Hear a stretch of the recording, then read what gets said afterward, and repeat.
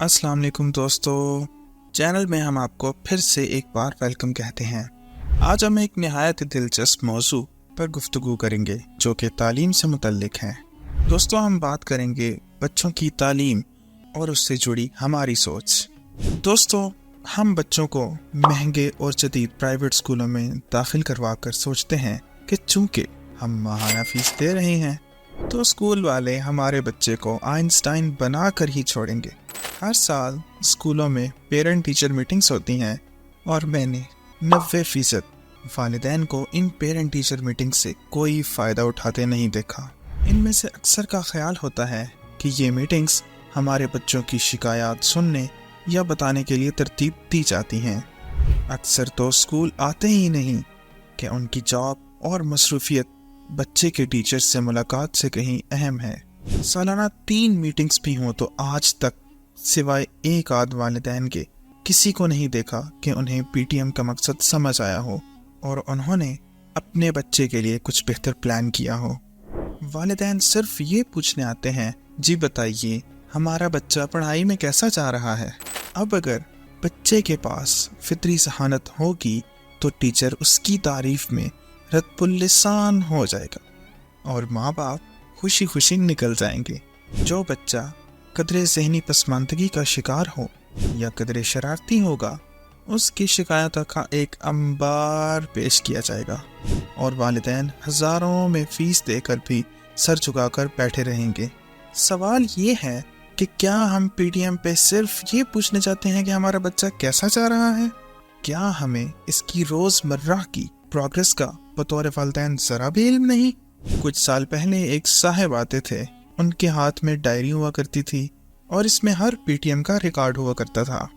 वो सामने बैठते थे, डायरी निकालते थे और बोलते जाते थे कि 6 माह पहले आपने इसकी ये खामियां और ये खूबियां बताई थीं।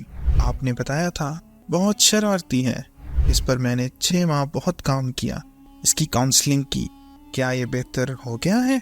जी अब तो काफ़ी बेहतर है, तवज्जो से काम करता है। जी बेहतर। आपने बताया था इसकी लिखाई में रब्त नहीं है, स्पेलिंग की बहुत गलतियां हैं। 6 माह में आपने इस पे क्या काम किया? वो डायरी खोल कर पूछते और एक एक बात नोट करके सब तहरीर में ले आते।